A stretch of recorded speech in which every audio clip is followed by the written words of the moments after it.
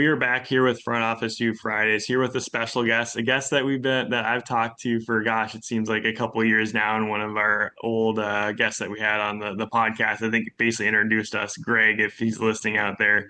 It's crazy to think a couple of years, moving forward of where we're both at in our careers. But before we get to him here with my co-host Ryan, how's everything going today? Yeah, things are going good, Victor. Excited for the podcast today. I know, as you said, really excited to get into it with our guest. A little insight into the career in partnerships, which is I know an area that we love to kind of highlight on the podcast. So I'm looking forward to it. Yeah, I'm excited, and with that being said, we're here with Jeremy Marshall, who's the Partnership Services Coordinator with Falcon Sports Properties at Learfield. Gosh, a long title there, Jeremy. Kind of walk us But through yeah. what your job entails. Well, first off, really appreciate you guys having me on. I know, Victor, we've been, kind of chatting and talking about just everything. We're trying to get me into the industry for a while now. I think it was all the way back when I was at Pitt. I think my middle year there, whenever we first got connected. And yeah, just crazy, just everything that's happened from then till now. But currently, I'm the partnership services coordinator with Falcon Sports Properties. So I work for Learfield technically, but I represent Bowling Green Athletics. I've been out here since the end of October. It's been an amazing time here. I think both working for Learfield and working for BG, and we'll kind of get into it as the episode goes along. But both parties have been amazing to me. It's been a long journey here, and to kind of be here now, it's a little surreal to think about. But yeah, it's been awesome. Yeah, and I think the biggest thing too about your story is like not quitting, right? Because I know there's times where we were both talking, we're like, "Oh man, it's gonna happen. Like, what's gonna look like?" And like, I can tell you, Jeremy, like you're one of very few people that continue to grind. You knew what you wanted, and I think that's something that myself and Ryan can agree that we both found our passion pretty young, and you found yours obviously right when essentially when you're in college, which is the most important part. You don't want to be later in your career trying to think of doing a different change in there. But I mean, it comes down to obviously getting the opportunity, but it also, let's take it back to where you started at college, because I believe when it comes to that, that obviously kind of shapes you to, where you want to become and everything. And, you decided to go to Geneva College. Curious on like what that obviously decision kind of went down to, and then obviously you went on the marketing and communication and media studies route. So that's definitely a tough one, I would say, especially nowadays. Yeah, so I grew up in Pittsburgh, in the suburbs right outside. Was always pretty obsessed with sports my whole life.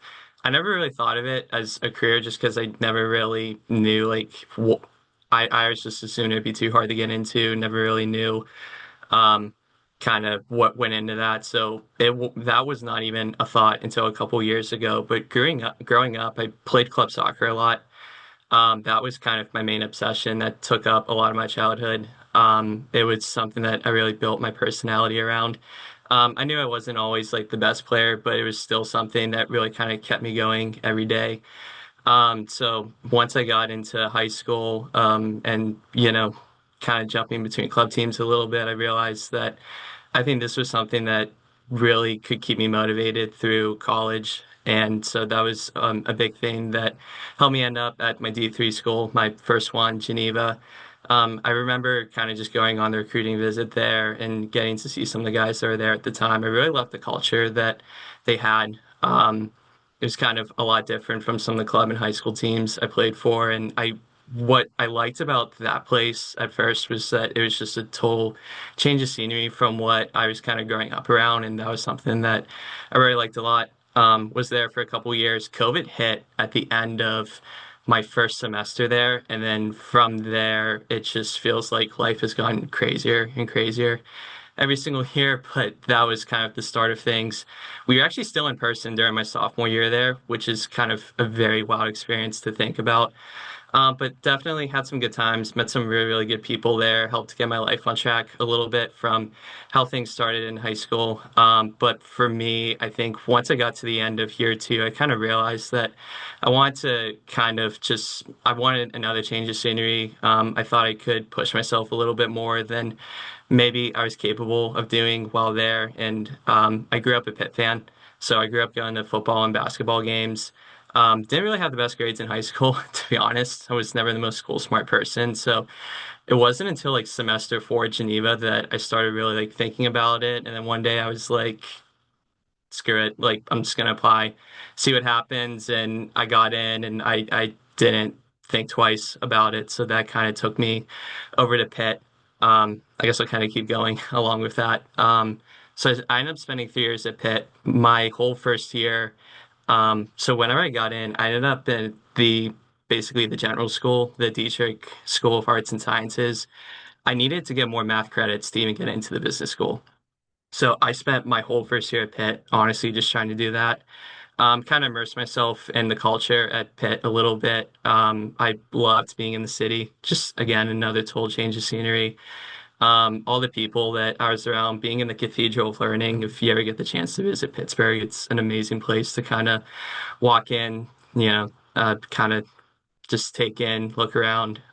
It was really a dream come true to kind of just be a student at the school that I grew up rooting for. I still have a lot of pride in the fact that, I grew up in that city. I grew up around all that and ended up graduating from there. So eventually, as I was going to games and stuff, I knew a couple people that ended up becoming marketing interns there. And that was my first thought of, hey, like this would actually be a really cool thing to do.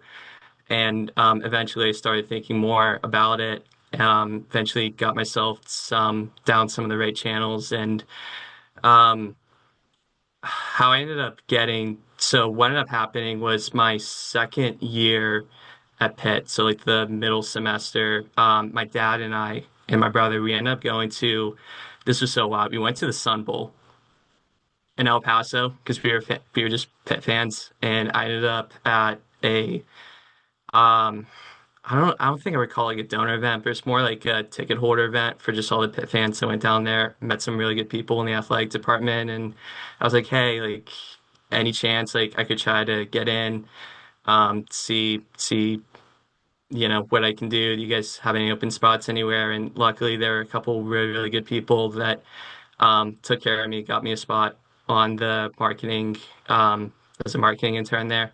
And that was kind of where things started really to go for me a little bit as far as working in sports. So I know that was a little bit of a long-winded answer, but that was kind of where things started. Yeah, I think it's incredible to hear too, because I think a lot of people, when they go to college, they assume, all right, I gotta be there for 4 years, right? Like I'm not moving, like there's no chance. And for you, it came down to like, what am I passionate about? Obviously, Pittsburgh's huge to you and your family, and that's part of you, right?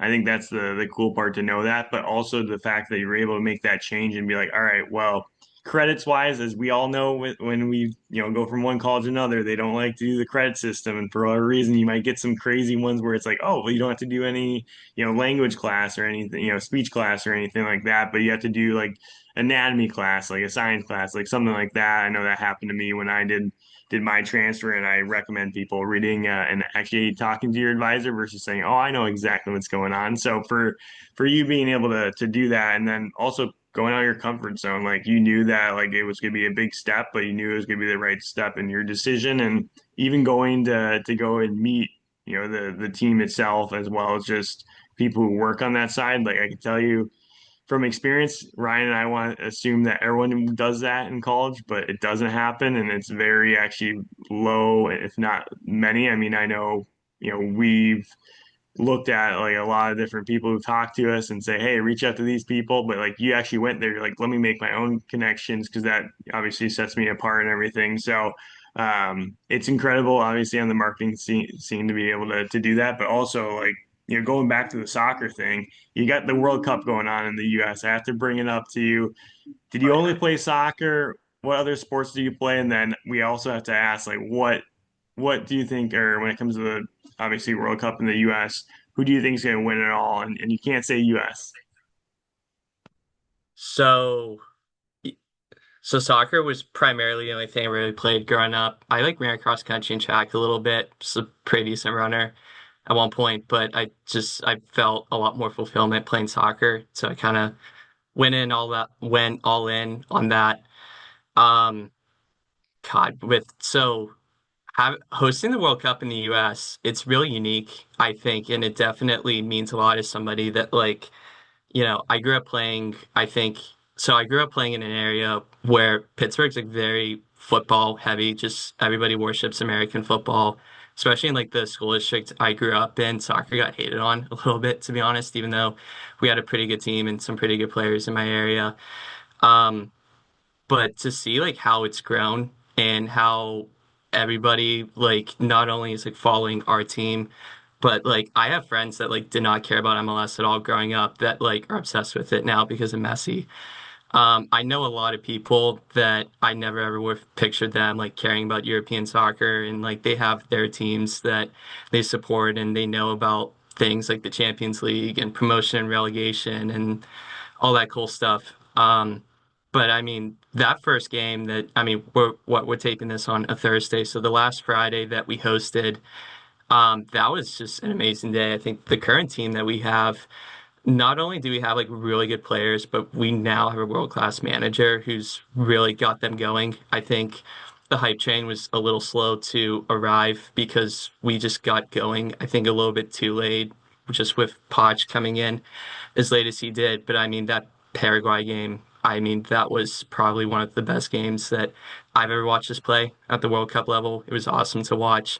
I think from that Dan and Shay national anthem on, it was just a perfect night. It was amazing the way that we were just moving the ball, some of the goals we scored. I mean, it just was not at all a fluke. And I think we can make a really deep run. Do I think we're going to win it? Probably not. I think we have a really good shot to win our group. We're playing Australia tomorrow at the time that, we're taping this. I think we got a really good shot to win the group. And then from there, the knockout stage, it's a whole nother tournament. Depends on who gets drawn around this. I personally think that we're good enough to reach the round of eight. So we'll see what happens. I hope I'm proven right.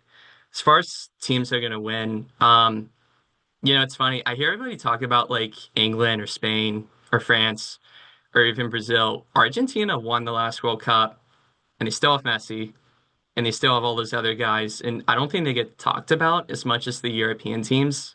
I I'm gonna go with them. I think they'll repeat, especially with how they looked versus Algeria, the Messi hat trick. Everyone talks about Messi, rightfully so. But I think the other thing that's really cool about that team is that like they have that chemistry.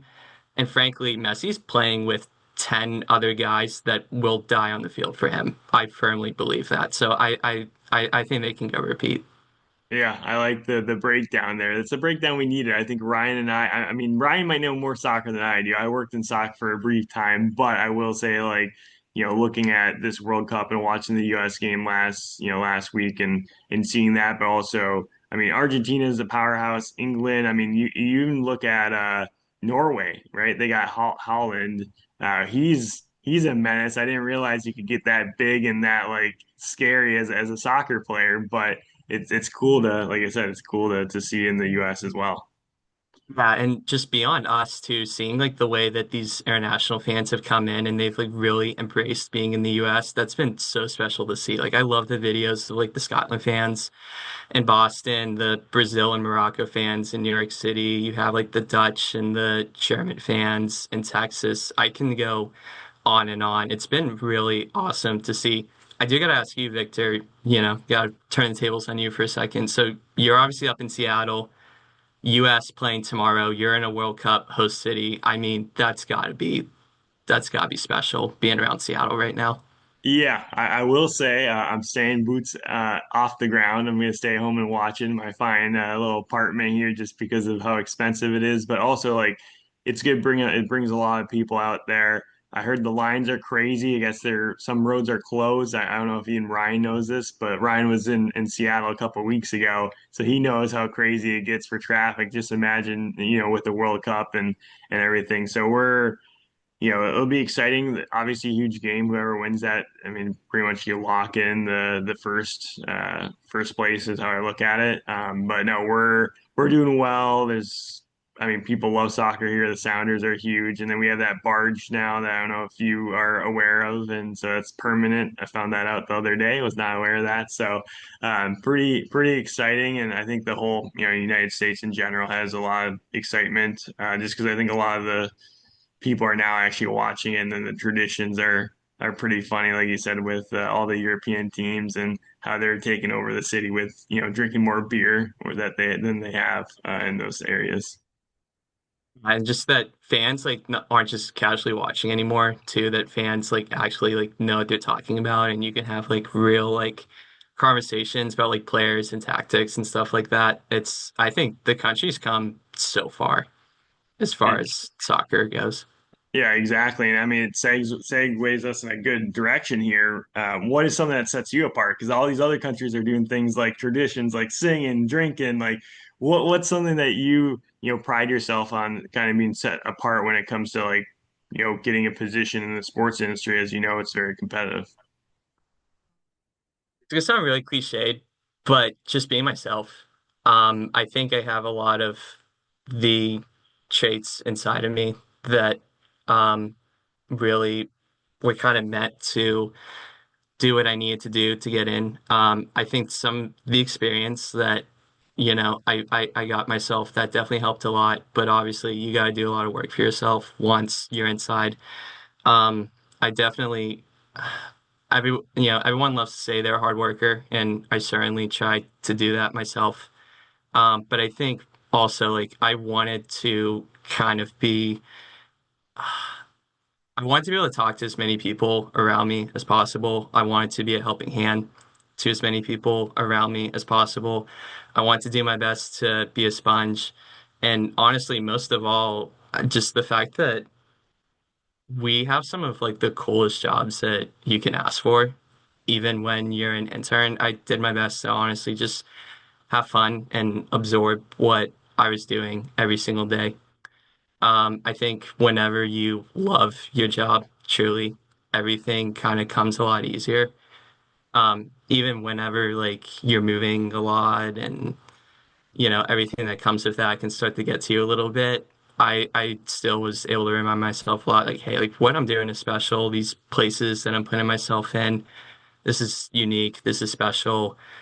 Um, so I think I used a lot of that, and yeah, I think just being myself too, and um, yeah, Yeah, I know no, it's it's kind of a long-winded answer, but No, you're good. I like it. I think the easiest thing that we think, we go in an interview, and I think we're all like this at one point in our career, and I think we can agree on this call. Is you go in there, you're like, shoot, this other person's got like four more internships than I do. I got to act like I'm way better than someone. And I've been in that area where I've like, oh, I've done this and this, and like I know this person, and you don't get the position. You're like, all right, well that's kind of weird, and then you realize like, oh, the other person wasn't gloating that they had four internships. They were just being a good person and being, like you said, true to themselves because they knew what they were capable of. And, being a hard worker in general, obviously, is huge too. oh, and as someone that's gone through all that, like I heard a saying pretty somewhat recently that like comparison is the thief of joy. I That's 100% true, especially in this day and age of like us Gen Z and even the millennials too. Just the fact that we have social media and we can see everyone else's accomplishments. Like I mean, I'll be honest. Like last summer, actually, whenever like things were getting a little hard for me, like I ended up deleting LinkedIn. Just because like I really needed to like focus on myself. Now I'd still go on, on my laptop or whatever, like a couple, like I don't know, once or twice a day. But to be able to just take it off my phone, we're all on our own path, and we all gotta really embrace it. And it's funny because I think from place to place that I've gone to, in a weird way, like nothing has gone to plan, yet it's all turned out like really, really well. Every step that I've been to. And I think the only time that I really kind of lost joy in what I was doing was whenever I wasn't focusing on myself and I was worrying about like, well, ABC person like was able to get themselves to this position, and I'm working really hard and I'm doing the best I can, and none of this makes sense. But again, like it all happens for a reason, and I think if we all just kind of, not only trust in ourselves, but for me personally too, like trusting in my faith and knowing that like God's gonna take me to where I need to go. I think the more like I did that, the more I realized like, yeah, this is still really fun that what we're doing. And yeah, I mean that's what it comes down to. And moving on to the sports experience, I'm going to pass it here to Ryan to dive deeper on that for you.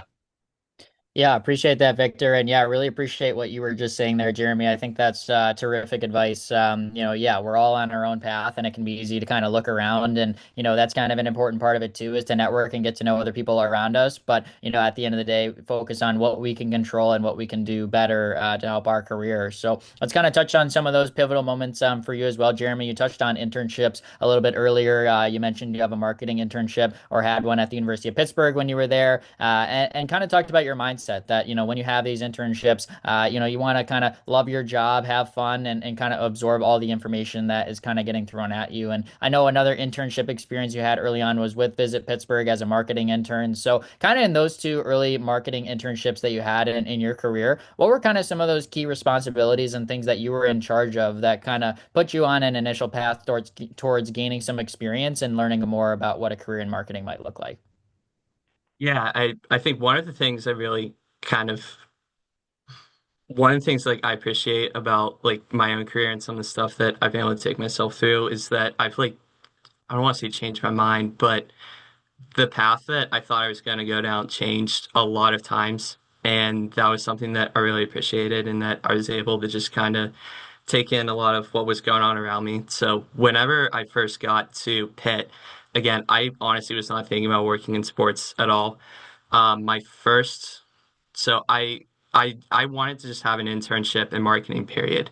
What I originally wanted was to have a marketing job in downtown Pittsburgh. That was like the original thought that I had, just kind of working for like a bigger company, having one of those like fun jobs that everybody wants to have. That was really my priority. I really wanted to end up with a career that was kind of in business, but also something that I could really wake up and be like, yes, I get to do this today. So before that first summer, just kind of applying, looking around, I ended up getting the internship at Visit Pittsburgh. Didn't really know a lot about the company before I got in, and it was actually a really weird time to be there. So this would have been summer of 22, I believe, and that was right whenever we're coming off of COVID. And I remember like there were only like about 15 people or so in the office, and by the time that the summer ended, the staff in the office like doubled. It was like really wild. But I worked for a lot of really good people there. Basically, I think the main thing that I was doing was helping our marketing team really just get back up to speed because at that point people were starting to travel again because we were kind of, locked in our homes for a couple years, not a lot of travel. So I was updating a lot of like our blogs and our web pages and our content, but also kind of twofold learning about like tourism in Pittsburgh, which is kind of funny because like you wouldn't think of like northern cities being tourist spots, but I mean Pittsburgh, like growing up in it, I know that like it's an amazing summer spot, a lot of cool things to do, but it's like not just that, it's also there were two different kind of arms of Visit Pittsburgh. There's also Events Pittsburgh and Sports Pittsburgh. So Events Pittsburgh worked a lot with the convention center to just bring work conventions and different unique things like that to town. And then there was Sports Pittsburgh. So I really did my best to kind of learn a lot and kind of get in with those people there. And I learned a lot and created some great connections there. But whenever like an NCAA championship will come to a city, it's usually that city's tourism bureau or sports tourism bureau, in this case, that would help bring the NCAA there. So kind of learning about that inside process of like bringing in like all these different events, whether it be youth tournaments or NCAA events, or even not that I was around for this, but bringing the NFL draft to Pittsburgh this summer and just all the planning and everything that went behind that. That was really cool. And that was kind of, once I did that, I knew that like I could be pretty good at marketing and that I was really good. I think with kind of getting myself into an office, getting antiquated and kind of creating the connections that I needed to kind of build on that. Yeah, that's so awesome for you to share about that. And like you said, so many different cities have at least something similar to this that helps bring in those different events, conferences, NCAA championships, like you mentioned. So I think that's a great way for you to get that experience. And as you mentioned too, kind of the timing of kind of bringing everything out in that time period and seeing the staff double obviously gave you a good opportunity to get your feet wet and help. And as you mentioned, being able to help on the side of content and websites and blogs, that's some of those early experiences to help you get there. So appreciate you sharing on that point. And then I know you also had an internship with the Pittsburgh Pirates as well in the corporate partnerships area. So how did that experience kind of aid you in terms of building a little bit more variety in your experience? Obviously now you're still in the partnerships world, but as you reflect back on that experience with the Pirates, what did you kind of take out of that experience that helped you learn more about what that role may entail? Main thing I took from that was that not only that I really wanted to work in partnerships, but that I was capable of doing it. Was I great at what I did out of the gate? Probably not, to be honest. I really had to kind of slow down and learn and really take in the advice from all the great people around me as time went on, not only from our partnerships team, but our sales team too. And keep in mind, like whenever I had gone there, so it was funny. So I started working for Pitt. I think it would have been January of 23. And then like April, maybe it was March or April of 23 was when I started working for the Pirates. So I don't think a lot of other people really have a story like that. And the fact that I went to a city school and kind of was able to have those doors open up for me, that was really amazing too. Just going from obviously zero sports experience to two within a matter of a few months. And again, I was not thinking about having a full-time career in it at all. I was only doing it at Pitt to kind of have fun and just kind of taking things from a different perspective as a fan. But once I was in within the Pirates for a couple months, that was when I realized I was like, okay, this is what I want to do with my life. Just I loved like walking in the PNC Park every single day, or I wouldn't say every single day, but most of the days that I went in, I think just having that motivation of like, yeah, this is like the best ballpark in MLB, with all due respect to the old places like Yankee Stadium and all that. But just having that as like an office to walk into and to be able to learn from, and that like this is my college experience, this is my learning experience. That was a huge motivating factor for me. Um, I I I just felt like being in partnerships that was really tailored to kind of my personality and my interest. I did not want to sit at a desk for my career all the time. And I really liked that with being in partnerships. I think, in the internship role, it's definitely like you're doing a lot of the grunt work, you're doing a lot of the organizing, you're doing a lot of the counting jerseys, making sure that the fulfillment is right for certain things. You definitely have to do those kind of things to really gain an appreciation. But the more that like I was in the organization, I got to learn about other departments. I realized like, oh my gosh, like not only like am I in sports, but I'm in the best job in sports, in my opinion, at least. Like it was a really fun thing to do.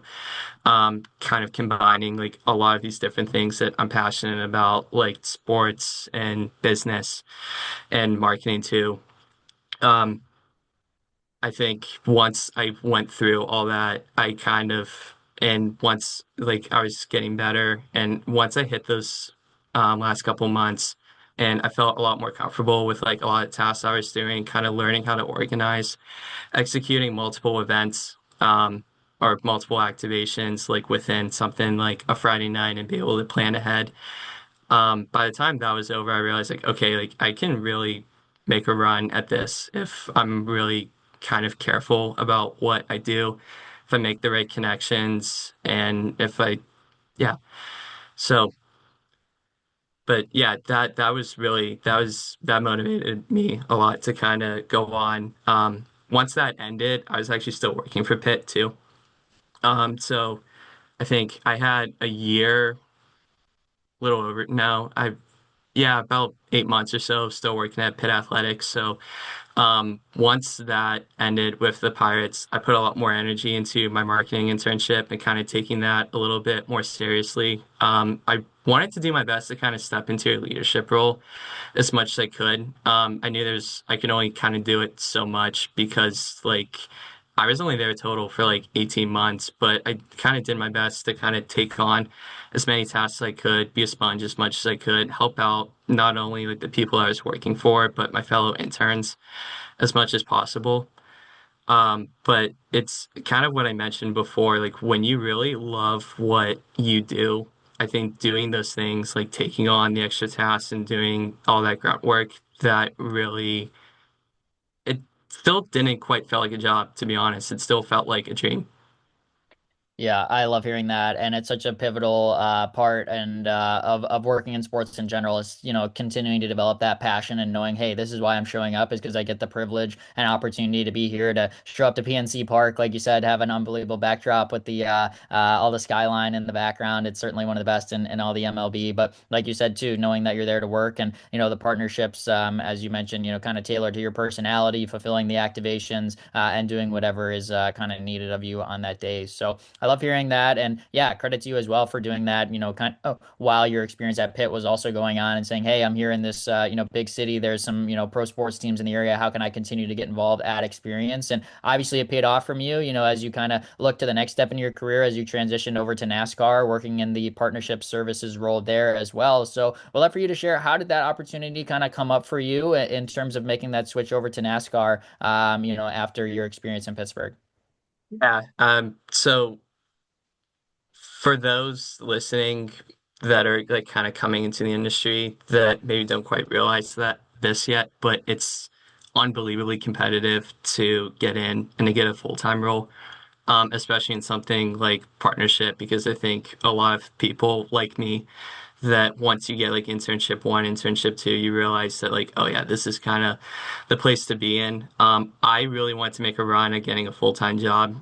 And at the time, I felt really confident that that I was deserving of doing so, even when, maybe I probably wasn't, but I believed it anyway. Was applying to as many full-time jobs as I could. Once I kind of got towards the end of graduating from Pitt, I was like, okay, like I can't have nothing. Let's start looking at the post-grad internships, really turn into as a learning and networking opportunity. We're surfing teamwork a lot. Kind of came up on NASCAR. I had a few interviews for like other things that had come up before, but I was like, oh, this would be really cool. Like, even though like I love Pittsburgh so much growing up in it, I think I wanted an opportunity to kind of get away and to kind of grow myself and better myself a little bit. And honestly, I didn't know anybody within NASCAR. I just applied. And then, you get the first interview and you're like, oh, that went kind of well. And then you get the second, and then you get the third. And then before I know it, I got the call. And it was just an unbelievable moment. At that point, I felt like I had made it, even though, as time would tell, I kind of didn't. But just to know that I was going to have that opportunity was amazing. That the two internships that I had before, that I was able to build something off of that. I did not know a lot about NASCAR at all. I was taking a huge risk. I was really betting on myself. I, I moved down to Daytona Beach where I knew nobody. I had a high school friend who lived in Tampa, which is like 3 hours from Daytona, and that's it. But I felt so confident in myself, but also too, it was one of those things that I was like, why not? Like, this is gonna be such a fun adventure, even if like I don't know, just going down and like being at a place like Daytona, it was something that quite honestly I just couldn't say no to. So packed up everything, moved down there. Um, it's probably like an 18-hour, 15-hour, something like that journey from Pittsburgh down. So what I was doing there was I was the partnership services associate. So basically, I was a full-time intern at the Daytona office. The way NASCAR kind of works on their partnerships is that there's a national team, but then there's regional teams. So I was working for the Southeast regional team. So we were based at Daytona, but we also covered Homestead Miami Speedway and Talladega Super Speedway. So what I was doing there was that I had the responsibility of I would take on a book of accounts for every single race. There was a lot about working in motorsports that was just so different from ball and stick sports. And, even though I'm on a podcast trying to explain it, it's a really hard thing to explain just the differences. And I think just the cultural shock that I sort of had too, that, I'm going from like Pittsburgh and I'm at Pitt and I'm at the Pirates and, going to like Penguin games and Steeler games all my life. And then you get on the Daytona and you're like, oh my God, this is so completely different from like anything that like I grew up being around. Like I'd never went to a race before. I think some of the things that were kind of different was I think how big the track was is one of the things. Like Daytona and Talladega, they're both what they call super speedways. So a huge track, really, really long. We actually rented golf carts and we would have to drive them from like place to place during the race weekends. So kind of what I was doing there on a smaller scale from what the full-time people were doing was that I would have my set of partners that I would make sure that one, like the tickets were fulfilled, the logistics were fulfilled. If they were doing marketing activations, which it was like sometimes they were, sometimes they weren't, that everything that they had was organized, ready to go, that they had all the info that they needed. It's kind of weird because I'm like helping out like all these partners with how to navigate tracks that I had never even been to before myself.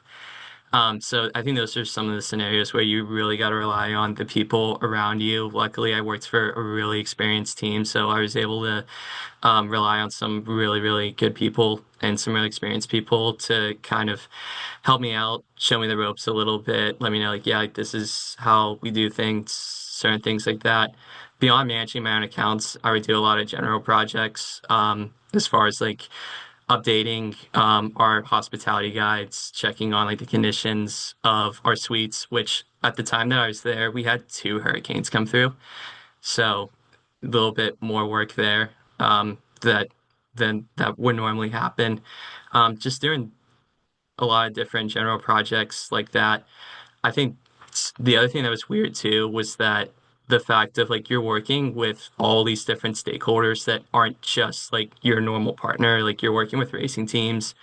You're working with sometimes you'd work with people that were like a driver's family. I remember like at Talladega, I like worked with a partner and I would like call and email their rep sometimes. And I remember like there's a Truck Series race that Friday, and like I hear a guy's name get called during qualifying. I'm like, that guy sounds so familiar. And it was the partner rep. Like the partner rep was also the driver. It was such a weird thing that like you would have never thought about happening. And I think NASCAR really kind of opened my mind of like there's this like whole nother world of sports out there in motorsports that I mean not a lot of people cared about motorsports in Pittsburgh, to be honest. So the fact that kind of like I just stumbled upon this, that was really, really cool. Yeah, that's amazing to hear those stories and memories from that experience. And yeah, I mean, it totally adds to, the value that you can provide later in your career saying, hey, I've done a variety of different things. I've been in different situations, exposed to different things. And yeah, even thinking to, driving the golf cart around and being like, well, I think this is where I'm supposed to go, but it's a pretty big track. Like, bear with me a little bit. Like, those are such real, relatable moments that we can find ourselves in. And knowing that you have a team around you that can help guide you in the right spot, definitely makes it, all worth it in the end. So appreciate you sharing on on that experience. Definitely a unique part to your journey, and it's led you now to being at Learfield with Falcon Sports Properties, Bowling Green State University, and in your role now in partnership services. So share a little bit for us, kind of about Learfield. I know it's one of the bigger options out there in terms of providing solutions for different sports teams and trying to make their events as good as possible. So we'd love for you to be able to take some time here to just kind of highlight, what is Learfield and how is it involved in helping make Bowling Green State, have that great of an experience for their fans when they show up on game days. Yeah, so Learfield is one of the most unique companies in the general sphere of what we do. So, what Learfield is a multimedia company that primarily in collegiate athletics, and that we go into different schools and we buy all the marketing assets and we kind of use those to not only advance our corporate partners, but the schools themselves. So there's over 100 properties across the country. So I'm at Bowling Green, obviously, where I would say that we're probably like a medium property. But then you have schools as big as like Ohio State, Alabama, USC, et cetera. And you have schools that are like so small that there'll be like one person teams like Ivy Leagues or stuff like that. But basically, I think right now we're at the forefront of sponsorship in collegiate athletics, especially with how a lot of things just got opened up with all the chaos, quite honestly, that's going on in collegiate athletics and everything. But I think Learfield's place in collegiate athletics is that we're really pushing the boundary on sponsorship and on advertising and how we can open up something like college football that, if it was its own sport, would be the second most popular in the country, and how we can kind of open up these opportunities for partners not only to advance themselves, but to advance the schools and the student athletes. We really play a big part in that. Kind of how I got here. It was actually a really interesting story. So Learfield's been around for a long time. Um, so much so that I worked for a few people that got their starts in Learfield too, like all the way back to the Pirates. I mean, my manager there, manager's manager also at the Pirates, and then I get down to NASCAR, and it turns out that my manager there also got his start. Just all three of them were just PSEs at different Learfield properties all across the country. I always had Learfield in the back of my mind, to be honest, as I was like going through. Um, just my different stops in sports of like, oh yeah, like this could be an interesting company to join eventually. My time in NASCAR ended. To be honest, I was really hoping to kind of stay within the organization. But unfortunately, the opportunity just didn't quite open up. Still built some really good relationships there that I was really proud of. Sometimes the opportunities are there, sometimes they aren't. And I kind of made the decision of like, you know what, just gonna put my head down. Like I've come way too far to stop now. Like let's keep making a run at this and see what happens. So I was done there in May and I just started applying to all the partnership jobs that I could. And it was really interesting in that it took a lot longer for me to kind of end up where I am than I thought I was going to. I was just applying to all these places, and more often than not, I get interviews, but then it took a while for something to just really kind of happen for me. I think I really had to give myself I had to give myself a reality check a little bit of like, hey, maybe like I can't just walk into these interviews and just rely on the experience and saying like, hey, I was in the building here. I got to do a little bit more to sell myself, even though like I had thought I was doing a pretty good job. But the more that I was going through some of these different processes, I was like, okay, like I can get better in this area, in this area, in this area. So more often than not, I was doing probably multiple interviews a week. And Victor, we had talked throughout the whole last summer and kind of what that struggle was like for me a little bit. And for whatever reason, I just never quit. Learfield, again, always in the back of my mind. I had interviewed for like a few different properties. And look, I mean, just being honest, like I was going to end up at the first place that took me. not just within Learfield, but anywhere. And I think you remember, Victor, like I had gone my opportunity to try to end up with some really, really big names. And I, kind of made as much of a go at it as I could. And, sometimes those things just don't work out. The thing that I really loved about Learfield, was how valued they made me feel before I even got into the building, before I even got hired. So I go and I have a couple different meetings with some of the recruiters. I think they had gotten to know me a little bit because I was applying for so many of their jobs.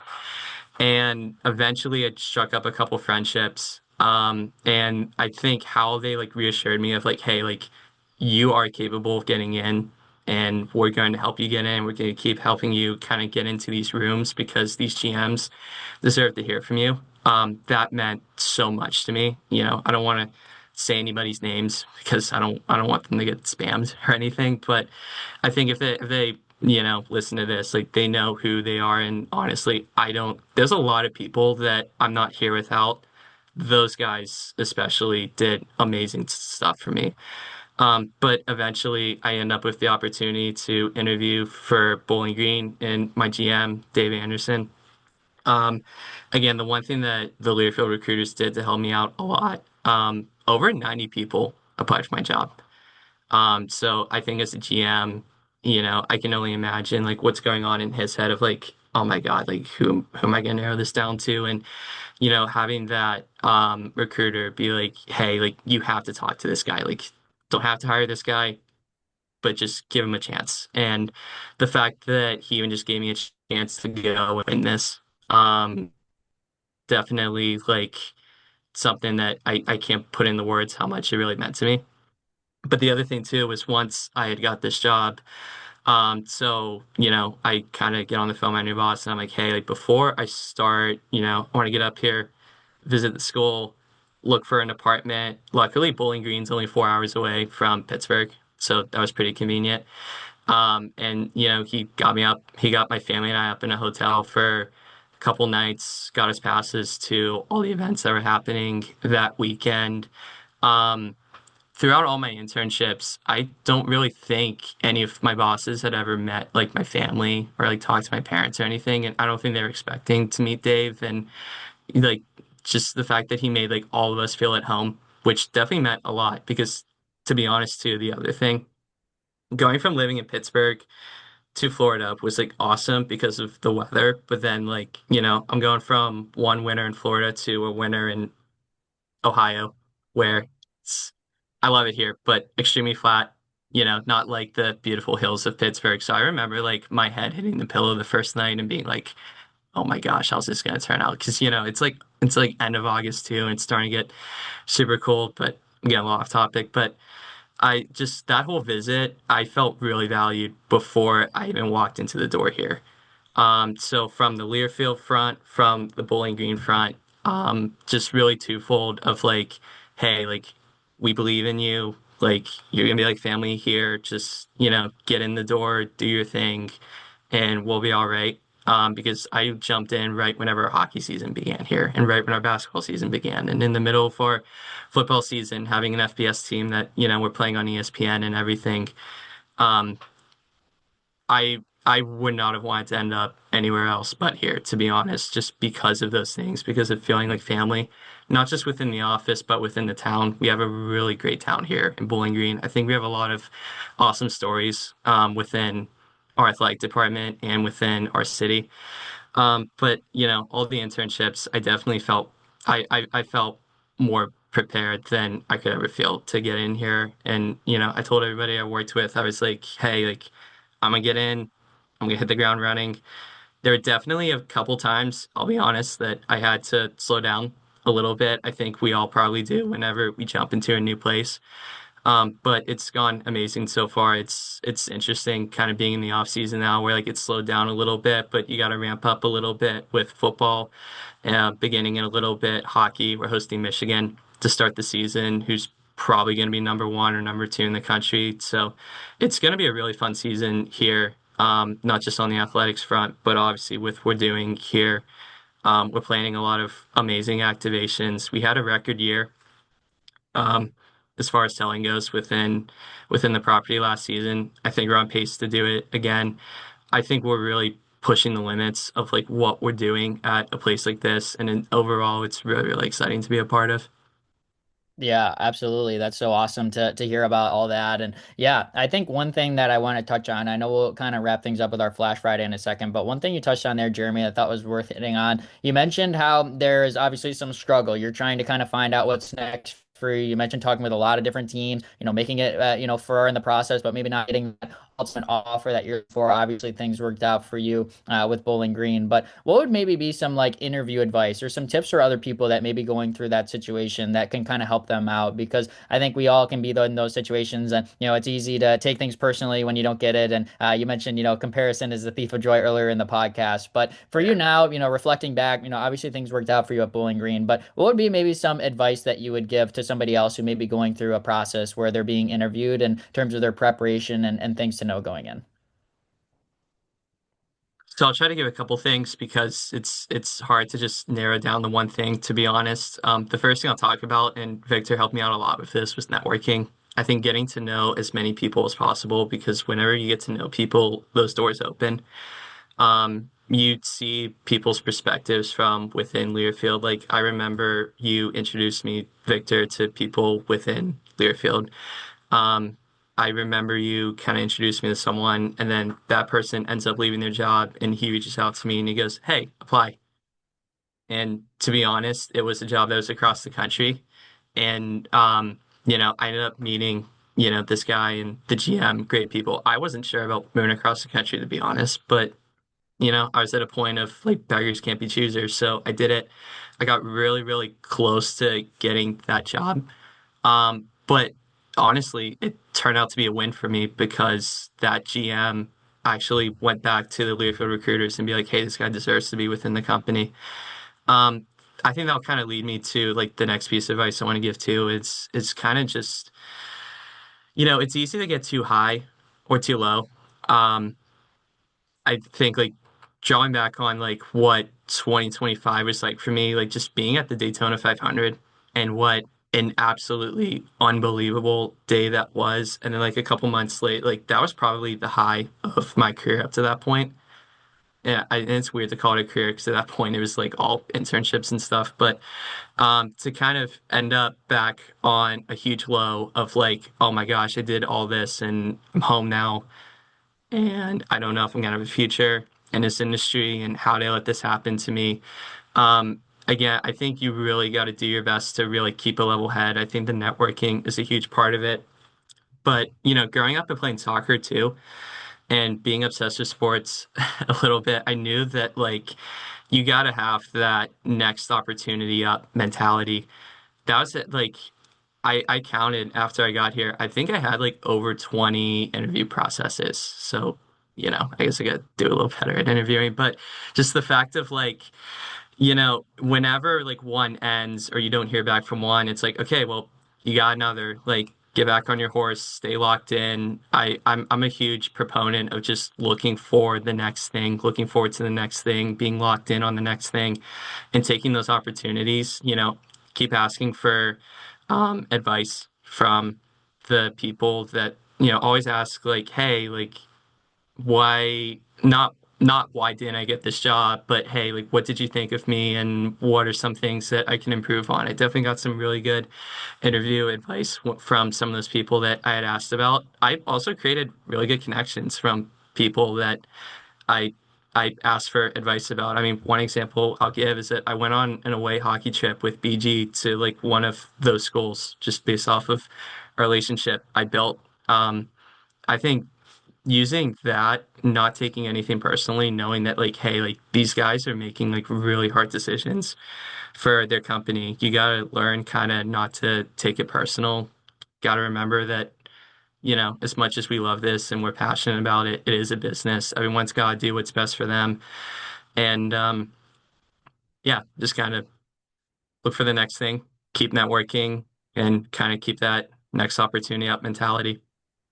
Yeah, I love hearing that advice, and I think it's something that all of us can take with us in any area of their life, whether you stay in sports or not. Honestly, I think that you're going to find yourself in that situation, and even some real moments like we talk a lot about persistence and finding your way in, and sometimes when you're early and young in career and you're a student, you can take on all these internships, but sometimes a handful of years into your career, you get hit with some adversity, and that's the time where you really kind of get challenged and have to look yourself in the eye and say, hey, like, is this something I want to stick out with? You have to kind of question some of those things, but keep pushing through. And like you said, on the networking front, it's so important. And it can also be easy to, get so discouraged when you do make it far in an interview process and you don't get it. But Oh then at yeah. the same time, you have to zoom out and say, well, it's a good thing. At least they considered me. At least I went through that process. I'm better prepared next time for when that situation comes. And like you said, maybe it took 10, 15, 20 times of going through it, but ultimately you got to a spot where a GM said, hey, this is somebody that we want within our company. And it worked out for you, Jeremy. So I think that's so great for a lot of people to learn and listen to, whether you're early in your career or late in your career, adversity is going to hit, but embrace it, keep pushing forward, and be persistent. So appreciate all of that insight. And kind of with that being said, I think that's a perfect time for us to kind of transition into our Flash Friday, get to know your personality a little bit better. We do this with all of our guests for the Front Office You Friday episode. So I'll pass it back over to Victor here. I know he'll kind of start us off for our segment here for Flash Friday. Yeah, I got a good one. I've been using this. Well, Ryan knows I use this for every time, and now that you're obviously on the partnership side, it actually probably makes it a little bit better, and you might have a better answer. So, with NIL deals, as you can imagine, as being huge, what's one brand that you would choose and why? That I would choose to work. So, if choose to like, so say you're a professional soccer player. We'll take it back to where you said you were average at best, but we'll say you're like the Messi. Say you can sign with any brand. What brand would it be and why? Probably a boring answer, but I'd say Coke. Coke is like so global. It opens so many doors. They're kind of like there isn't anywhere that Coke isn't. Um, I would go with that. I kind of love their branding too, a little bit, to be honest. Look at that, Ryan. Already thinking about the branding opportunities and then moving forward. And it's global, right? So you're going to be able to be on the face of, basically anywhere in the world. So that's a good one. That's a new one. Usually we get some kind of food or Nike or I think Yeah. we even had someone with deodorant, I think, one point, Ryan. So we've kind of been all over the board, but the Coke one, that sounds very refreshing right now, especially with the hot weather, I imagine. I wouldn't have to fake drinking a Coke, that's for sure. Yeah, exactly, which would be even better. So, my second one before I pass it back here to Ryan is what's one sporting event? Because obviously you've been part of a lot. What's one sporting event that you want to go to that you haven't been to and why? It's a great question. One that I haven't been to. I think being a soccer guy and just, the World Cup going on right now, I'd say the World Cup final. That would be, I don't, not sure if I'll ever have the funds for that one, but I mean, I can only dream. That would be an amazing thing to be a part of. I think one runner up that I'll mention too, because I was in motorsports, Monaco and F1 looks amazing. That looks like such a vibe.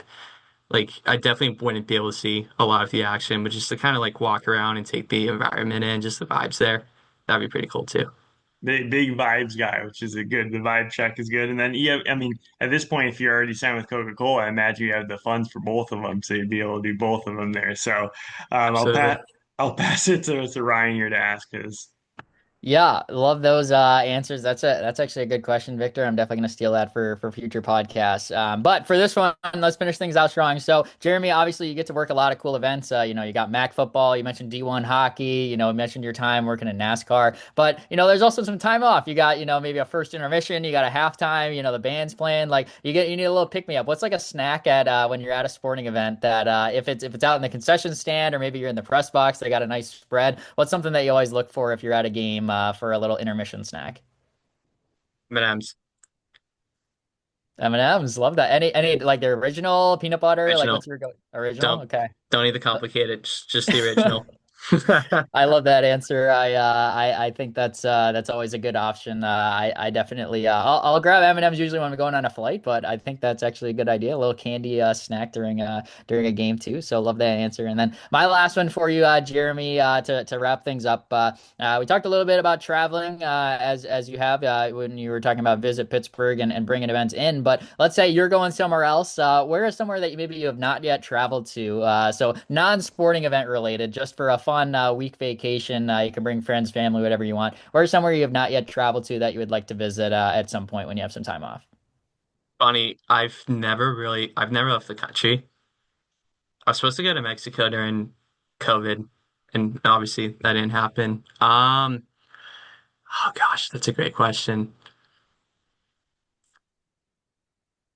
I mean, it can be within the Hey, country too. It's definitely a fair yeah, if you want to stick in the U.S. I've traveled a good amount within the country, so I gotta stick to international. I'd say Italy. Italy looks amazing. Sicily looks amazing. My cousin, she did a semester abroad in Florence, and my family went there last year. That Florence looks amazing. I think I would try to make a little bit of an Italy trip for myself. I love The Sopranos too, to be honest. That became my obsession over the winter. So just for the vibes. That's awesome. Definitely a lot of good food over there too.